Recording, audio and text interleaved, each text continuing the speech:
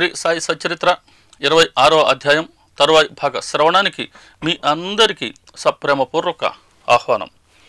ఈ భాగంలో హెమ్మడ్ పంత్ గారు ఒక మానసిక పూజా విధానాన్ని మనకు చెప్తూ ఉన్నారు. అది ఎలా ఉందో పరిశీలిద్దాం. బాబా, ఆనంద అశ్రువులు అనే వేడి నీటితో మీ పాద ప్రక్షాళన చేస్తాను. నిర్మలమైన ప్రేమ అనే చందనాన్ని మీ శరీరానికి రాస్తాను. శ్రద్ధ అనే మంచి వస్త్రాన్ని మీకు కప్పుతాను. సాత్విక అష్టభావాలు అనే నిర్మలమైన అష్టదళ కమలాన్ని మీ చరణాలకు సమర్పించుకుంటాను. భక్తి శ్రద్ధ అనే బుక్కాను మీ నొసట దిద్ది, దృఢమైన విశ్వాసం అనే మొలత్రాటిని మీ నడుముకు బంధించి, ప్రేమ అనే రత్నాలతో మేము అలంకరించి నేను సంతృప్తి చెందుతాను. నా పంచప్రాణాలను మీకు వింజామరుగా విస్తాను. మీ తాప నివారణ కోసం తన్మయత్వం అనే గొడుగును పట్టుకుంటాను. ఇలా బాహ్యోపచార పూజ కన్నా ఇటువంటి మానసిక పూజను మీకు సమర్పించి మీ అనుగ్రహాన్ని పొందుతాను దేవా అని చెప్తున్నారు హెమ్మడ్ పంత్. అంటే చూడండి, బాబా గారు మన నుంచి ఏమి కోరుతున్నారో స్పష్టంగా తెలియచేశారు హెమ్మడ్ పంత్. సద్గురువుకి కంటికి కనబడే ఏ ఒక్క విషయాన్ని కానీ వస్తువుని కానీ ఇచ్చి వారిని తృప్తిపరచలేం, వారి కృపను పొందలేం. వారు కోరేదల్లా మన మనసుని, మన శ్రద్ధని, భక్తిని, ప్రేమని. వీటిని గురువుకు సమర్పించి వారి కృపను పొందగలం అని తెలియచేస్తున్నారు హెమ్మడ్ పంత్ గారు. ఇంకో మాట చెప్తూ ఉన్నారు, నా మనోభీష్టాలు తీరడానికి ఎల్లప్పుడూ సాయి సమర్థ అని స్మరిస్తాను. ఈ మంత్రంతోటే పరమార్థాన్ని సాధిస్తాను. నిష్ఠతో కృతార్థుడనవుతాను. కాబట్టి మనకు హెమ్మడ్ పంత్ గారు చెప్తూ ఉన్న మంత్రం సాయి సమర్థ. ఇది వారు ఉపాసన చేసినట్టుగా ఉంది. దానిని మనకు తెలియచేస్తున్నారు. కాబట్టి సాయి సమర్థ అనే మంత్రాన్ని నిత్యము స్మరిస్తాను, దానితోనే పరమార్థాన్ని సాధిస్తాను అని చెప్తున్నారు హెమ్మడ్ పంత్ గారు. తర్వాత పంత్ అనే భక్తుడు బాబాగారు వద్దకు వస్తారు. అతడు ఇదివరకే వేరే గురువుని ఆశ్రయించి ఉంటారు. అతడి భక్తిని అతని గురువు పాదాల వద్దే ఎలా స్థిరపరిచారో బాబాగారు చూద్దాం. అదృష్టం ఉంటే షిరిడికి లాక్కొని వెళ్తుందండి. ప్రత్యేకంగా ఎవరు ప్రయత్నం చేయం. ఎంత ప్రయత్నించినా కొన్నిసార్లు పోలేం. అది వారి అనుమతి ఉంటేనే సాధ్యమవుతుంది. అలా ఈ పంత్ అనే వ్యక్తి ట్రైన్లో ప్రయాణిస్తూ ఉన్నాడు. అతనికి తెలియకుండానే అతని బంధువులు కొంతమంది, మిత్రులు కొంతమంది ట్రైన్లో ఉన్నారు. అందరూ కలుసుకున్నారు. మాటల్లో ఆ గ్రూప్ అందరూ కూడా షిరిడికి వెళ్ళాలి అనుకుంటూ ఉన్నారు. పంతును కూడా షిరిడికి రమ్మని పిలిచారు. కానీ పంతుకి షిరిడి వెళ్ళాలని లేదు. కానీ వాళ్ళ ఒత్తిడి మేరకు షిరిడి వెళ్దాం అనుకున్నాడు. వాళ్ళు ముంబై వెళ్తున్నారు ముందు, అటునుంచి అటు షిరిడికి వెళ్ళాలి అని. సరే, ఇతను ముంబై కన్నా ముందు స్టేషన్లో దిగేసి షిరిడికి వెళ్ళేందుకు తన గురువుని ఆశ్రయించి ఉన్నారు కదా, వారి అనుమతి కోరారు. కోరి షిరిడి వెళ్ళేందుకు కొంత ధనాన్ని అప్పుగా తీసుకున్నారు. వీరు కూడా ముంబైకి వెళ్ళి ఆ టీంతో కలిశారు. అందరూ కలిసి షిరిడికి వెళ్ళారు. బాబాగారిని దర్శించుకున్నారు. అందరూ ఆనందంగా ఉన్నారు. కానీ పంతుకు మాత్రం తల తిరిగింది, తెలివి తప్పి పడిపోయాడు నేలపైన. శరీరం చేష్టలుడిగిపోయింది, ప్రాణం నీరసించిపోయింది. అందరికీ భయం వేసింది. ఏంటి, ఇప్పటి వరకు మనవాడు బాగున్నాడు కదా, ఇప్పటికిప్పుడు ఏమైంది అని. బాబాగారు చూశారు. వారి కృపాదృష్టి అతడిపై పడింది. ఇంకెవరో వచ్చి అతడి మస్తకంపై నీరు చల్లారు. కాస్త లేచి కూర్చున్నారు. బాబాగారు స్పష్టంగా గ్రహించారు ఇతడి మానసిక సంఘర్షణ. అంటే తను ఒక గురువుని ఇదివరకే ఆశ్రయించి ఉన్నారు. ఇప్పుడు వేరే గురువు వద్దకు రావడం సబబా కాదా అని అతని మనసులో జరిగిన సంఘర్షణ, ఇది అతనికి ఇటువంటి పరిస్థితిని తీసుకువచ్చింది అని బాబాగారు గ్రహించి అతడికి ధైర్యాన్ని ఇస్తున్నారు. మంచి వచనాలు చెప్తూ ఉన్నారు. అతడి నిష్టను అతని గురువు వద్దే స్థిరపరుస్తున్నారు బాబా. బాబా ఏం చెప్పారో చూద్దాం. ఏ సందర్భంలోనైనా మన ఆశ్రయాన్ని విడిచిపెట్టకూడదు. ఎల్లప్పుడూ స్థిరంగా ఉంటూ అనన్యంగా అందరిలోనూ ఏకత్వాన్ని చూడు అన్నారు బాబా. కాబట్టి ఎటువంటి సందర్భమైనా రాని, నువ్వు ఎవరిని ఆశ్రయించి ఉన్నావో గురువుగా వారి దగ్గర స్థిరంగా ఉండు. వారి ఆశ్రయాన్ని ఎప్పుడు నువ్వు విడిచిపెట్టనే వద్దు. ఎల్లప్పుడూ గురు ఆశ్రయంలో స్థిరంగా ఉండు.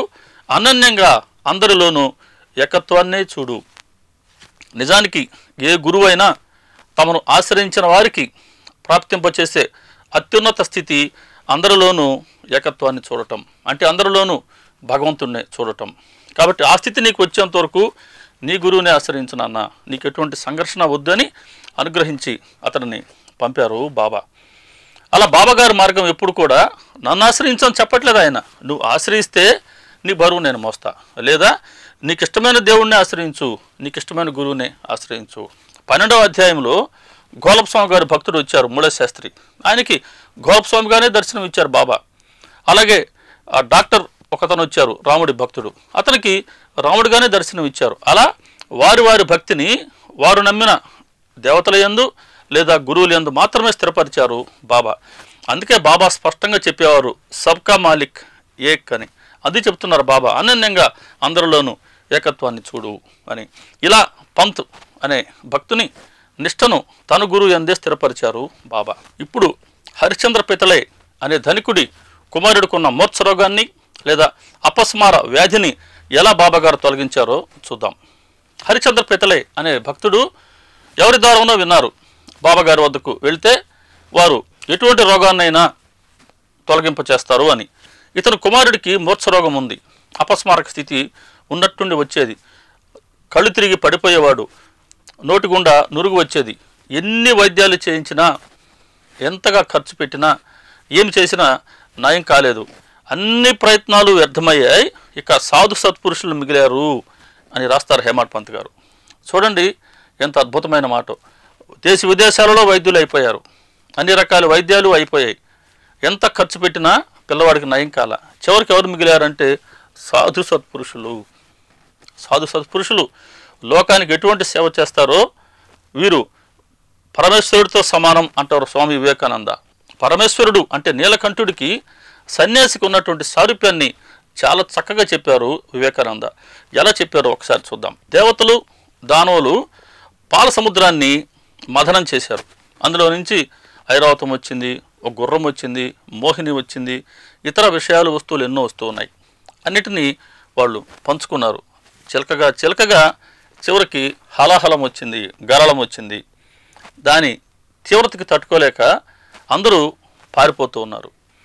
వీళ్ళు సాగర మథనం చేస్తూ ఉంటే ఇందులో ఏ విషయాలు వస్తాయో, ఏ వస్తువులు వస్తాయో అని అందరూ ఆసక్తిగా ఉన్నా ఒక్క పరమేశ్వరుడు మాత్రం దీని పట్ల ఎటువంటి ఆసక్తి లేకుండా ధ్యానమగ్నులై ఉన్నారు.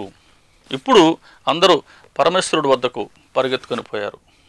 ఆయన ధ్యానం నుంచి కళ్ళు తెరిచి ఏంటి అని తెలుసుకొని ఆ గరళాన్ని అలాగే తన గొంతులో వేసుకున్నారట. అది కంఠంలో ఉండిపోయింది. ఆ విష ప్రభావం ద్వారా ఆ కంఠం నీలంగా మారింది. కాబట్టి పరమేశ్వరుడు నీలకంఠుడయ్యారు. అలా ఆ గరళం నుంచి లోకాన్ని కాపాడారు. లేకపోతే ఆ గరళం ప్రభావంతో లోకం నాశనమైపోయేది. ఆ విధంగా నీలకంఠుడు అప్పుడు ప్రపంచాన్ని కాపాడారు. ఇప్పుడు సంసారంలో మనం సంసారం అనే సాగరాన్ని మదనం చేస్తూ ఉన్నాం మన శక్తి కొద్దీ. ఇందులో నుంచి ఇంద్రియ సుఖాలు కలిగించే ఎన్నో వస్తువులు వస్తూ ఉన్నాయి, మనం వాటిని అనుభవిస్తూ ఉన్నాం. కానీ ఇటువంటి విషయ సుఖాల పట్ల ఎటువంటి ఆసక్తి లేకుండా పూర్తి నిరాసక్తితో సన్యాసి అంతర్ముఖం చేసుకుని మనసును ఆత్మానందాన్ని అనుభవిస్తూ ఉంటాడు. మనం విషయ సుఖాలని అనుభవిస్తూ ఉన్నాం, సన్యాసి లేదా సాధువు లేదా సత్పురుషుడు ఆత్మానందాన్ని అనుభవిస్తూ ఉన్నాడు. సరే, సంసారి సాగరాన్ని మదనం చేశాడు, చివరికి వస్తుంది మరణం అనే విషం. ఇది తప్పదు కదా. కాబట్టి ఇప్పుడు ఈ మరణ భయం నుంచి కాపాడమని తిరిగి సాధువుల వద్దకు, సన్యాసి వద్దకు పరిగిస్తాడు. ఇప్పుడు సాధువో లేక సన్యాసో లేదా సత్పురుషుడో తన పుణ్య సంచయాన్ని వెచ్చించి, తన తపోశక్తిని వెచ్చించి తనను ఆశ్రయించిన వారిని కాపాడుతారు, వారి మరణ భయాన్ని తొలగిస్తారు, అలా లోకాన్ని కాపాడుతారు. కాబట్టి పరమేశ్వరుడు అప్పుడు లోకాన్ని ఆ విధంగా కాపాడితే ఇప్పుడు సన్యాసులు, సాధువులు, సత్పురుషులు లోకాన్ని ఈ విధంగా కాపాడుతూ ఉన్నారు. కాబట్టి పరమేశ్వరుడు వేరు కాదు, భగవంతుడు వేరు కాదు, సన్యాసులు, సాధువులు, సత్పురుషులు వేరు కాదు. అందుకే చెప్తారు శ్రీకృష్ణుడు, సత్పురుషులను అనన్యంగా ఆశ్రయించిన వారి పాదాలకు నేను నమస్కరిస్తాను అని. కాబట్టి సద్గురు వేరు కాదు, భగవంతుడు వేరు కాదు. కాబట్టి ఇప్పుడు పితలకి సత్పురుషులను ఆశ్రయించాలి అనే ఒక నిశ్చయం కలిగింది. దాసగణ గారు అప్పటికే హరికథా సంకీర్తనలతో బాబా గారి గురించి ఆయన ప్రచారం చేస్తూ ఉండేవారు. చాలామందికి బాబా గారి గురించి ఆ రోజుల్లో తెలిసింది దాసగణ గారి కథల ద్వారా. కథ విన్నవారు ఇంకొకరికి తెలిపేవారు. అలా కర్ణాకర్ణిగా బాబా గారి గురించి ప్రచారం జరిగింది అప్పట్లో. చాలామంది చెప్పారు హరిశ్చంద్ర పితలకి, అయ్యా నువ్వు షిరిడికి తీసుకువెళ్ళు మీ అబ్బాయిని. బాబా గారు తమ దర్శనంతోనో లేక హస్తస్పర్శతోనో లేక కృపాదృష్టితోనో ఎటువంటి రోగాన్నైనా నయం చేస్తారు అని ప్రజలకు బాగా నమ్మకం ఉంది. నువ్వు షిరిడీకి వెళ్ళు అన్నారు. సరే, షిరిడీకి చాలామంది భక్తులు వచ్చేవారు. బాబాగారు వారికి ఊది ఇచ్చేవారు. భక్తుల నమ్మకం ఏంటంటే బాబాగారి ఊదితో పిశాచాలు పారిపోతాయి, వారి ఆశీర్వాదంతో దుఃఖాలు తొలగిపోతాయి, వారి కృపా కటాక్షంతో బాధలు తొలగిపోతాయి అని అప్పట్లో అందరికీ ఉన్నటువంటి విశ్వాసం. అందుకని జనం పరుగు పెట్టేవారు షిరిడీకి. ఒక్కసారి గమనిద్దాం, బాబాగారు దర్శనంతో ఎవరి రోగాన్ని నయం చేశారో. 30వ అధ్యాయంలో వస్తుంది మనకు కాకాజీ వైద్య గురించి. ఈ కాకాజీ వైద్య మనసుకి పూర్తి అశాంతి అయితే అతడి అశాంతి కేవలం బాబాగారి దర్శనంతో తొలగిపోయింది. అలా దర్శనంతోనే అతడి మానసిక అశాంతిని తొలగించారు బాబా. 13వ అధ్యాయాన్ని మనం చూసాం. భీమాజీ పటేల్ షిరిడీకి వస్తే బాబాగారి ముందు కూర్చుంటే బాబాగారి పాదాలకు నమస్కరిస్తాడు ఆయన. అప్పుడు బాబాగారు ఆశీర్వదిస్తారు, నీకు ఇంకా భయం లేదు, నిశ్చింతగా ఉండు అని. అలా తమ హస్తస్పర్శతో అతడి క్షయవ్యాధిని 2 రోజుల్లో నయం చేశారు. మనం ఇదివరకే దర్శించుకున్నాం. ఇప్పుడు తమ కృపాదృష్టితో ఎలా రోగాన్ని నయం చేస్తారో పెతలయ్య గారి అబ్బాయి గురించి మనం తెలుసుకుంటే మనకి ఇది అర్థమవుతుంది. ఇక బాబాగారి ఊది పిశాచాలను పారద్రోలుతుంది. పిశాచాలు అంటే ఎలా ఉంటాయండి? మనలో 6 ఉన్నాయి పిశాచాలు: కామం, క్రోధం, లోభం, మోహం, మదం, మాత్సర్యం. ఇవన్నిటికీ కారణం మనసులో ఉండే కోరికలు. ఊది వైరాగ్యానికి గుర్తు. బాబాగారు ఊది ద్వారా మనకు మానసిక వైరాగ్యాన్ని ప్రసాదిస్తారు. ఆ వైరాగ్యంతో కోరికలు నశిస్తాయి. అప్పుడు సహజంగానే ఈ 6 పిశాచులు పారిపోతాయి. ఇది అంతర్లీనంగా ఇక్కడ చెప్తూ ఉన్నటువంటి మాట. అలాగే వారి ఆశీర్వాదంతో ఉన్న కష్టాలన్నీ తొలగిపోతాయి, బాధలు నశిస్తాయి. వారి కృపా కటాక్షంతో కూడా బాధలు నశిస్తాయి. కాబట్టి ఇన్ని రకాలుగా బాబాగారు తన వారిని కాపాడుకుంటూ ఉన్నారు. కాబట్టి పెతలయ్య గారు కూడా షిరిడీకి వస్తున్నారు తమ అబ్బాయిని తీసుకొని. పెతలయ్య భార్య, పెతలయ్య గారి అబ్బాయి ముగ్గురు షిరిడీకి వచ్చారు. బాబాగారిని దర్శించుకున్నారు, సాష్టాంగ ప్రణామం చేశారు. చూడండి ఏం జరిగిందో. ఎప్పుడైతే పెతలయ్య గారి అబ్బాయి బాబాగారి కళ్ళల్లోకి చూశారో, ఇద్దరి చూపులు పరస్పరం కలుసుకున్నాయో, వెంటనే ఈ పిల్లవాడు కళ్ళు తిరిగి తెలివి తప్పి పడిపోయాడు. నోటిగుండా నురుగు వస్తూ ఉంది. చూసేవారికి పిల్లవాడి శ్వాస ఎక్కడ ఆగిపోతుందో అనిపిస్తూ ఉంది. అంత భయంకరంగా ఉంది అక్కడి పరిస్థితి. ఇదివరకు ఈ పిల్లవాడు చాలాసార్లు ఇలా పడిపోవడం జరిగింది, కానీ ఇంతసేపు ఎప్పుడూ లేడట. బాబాగారి ముందే అంతసేపు ఆ పిల్లవాడు ఆ స్థితిలో ఉన్నాడు. తల్లికి సహజంగా భయం వేస్తూ ఉంది. ఇద్దరు భయపడుతున్నారు, భార్యాభర్త. ఏంటి పిల్లవాడికి ఇలా జరిగింది, ఏం చేయగలం, మా కర్మ ఏంటి అనుకుంటూ ఉన్నారు. తల్లి ఆలోచిస్తూ ఉంది, బాబాగారి సన్నిధికి వచ్చాం, ఏదన్నా సహాయం చేస్తారని. మేము వచ్చినందుకు ఇక్కడ జరుగుతున్నది ఏంటి, బాబాగారి సన్నిధిలో ఇలా అపాయం జరగబోతుందా అని అంటూ పులి చంపబోతూ ఉంటే ఒక ఆవు పారిపోతూ ఉందంట అడవిలో. దానికి కత్తి తీసుకొని ఉన్న ఒక కస ఎదురొచ్చాడట. దాని పరిస్థితి ఎలా ఉంటుంది? అలా ఉంది మా పరిస్థితి. భక్తిగా దేవుడికి పూజ చేసుకుందాం అని గుడిలోకి వెళ్తే గుడి మొత్తం కూలిపోయినట్టుగా ఉంది. ఎండబారిని తట్టుకోవాలని వెళ్ళి చెట్టు నీడలో కూర్చుంటే చెట్టు విరళతో సహా పైన కూలినట్టుగా ఉంది మా పరిస్థితి. ఇలా బాబాగారి వద్దకు వస్తే పిల్లవాడి పరిస్థితి ఎలా అయింది ఏంటి అని ఆ తల్లి వాపోతూ ఉంటుంది. అప్పుడు బాబాగారు చెప్తారు, మనసులో కొద్దిగా ధైర్యం తెచ్చుకో, పిల్లవాడిని లేపి జాగ్రత్తగా వాడాకు తీసుకువెళ్ళు, అతడికి తెలివి వస్తుంది, కాసేపట్లో బాగవుతాడు, ఊరికే కంగారు పడకు అన్నారు బాబా. సరే, వీళ్ళు పిల్లవాడిని లేపారు, జాగ్రత్తగా తీసుకువెళ్ళారు. వాడలో కాసేపు కూర్చుంటే పిల్లవాడికి బాబాగారు చెప్పినట్టే తెలివి వచ్చింది. ఇప్పుడు ఆ రోగ లక్షణాలు లేవు పిల్లవాడిలో. ఇద్దరు తల్లిదండ్రులు ఎంతో సంతోషించారు. తిరిగి పిల్లవాడిని తీసుకొని బాబాగారి దర్శనానికి వచ్చారు. బాబాగారి పాదాలకు సాష్టాంగ నమస్కారం చేశారు పెతలే. ఇప్పుడు పెతలేతో బాబాగారు అంటున్నారు నవ్వుతూ, ఏంటి ఇప్పుడైనా నీ మనసులో ఉన్న ఆలోచన తరంగాలు శాంతించాయా? విశ్వాసంతో సహనాన్ని కలిగి ఉంటే శ్రీహరి వారిని రక్షిస్తాడు. చూడండి, రక్షించింది, రక్షిస్తూ ఉన్నది బాబాగారు. ఇక్కడ శ్రీహరి అంటున్నారు. ఇంకో సందర్భంలో అల్లా నీ కోరికను తీర్చుతారు అంటారు.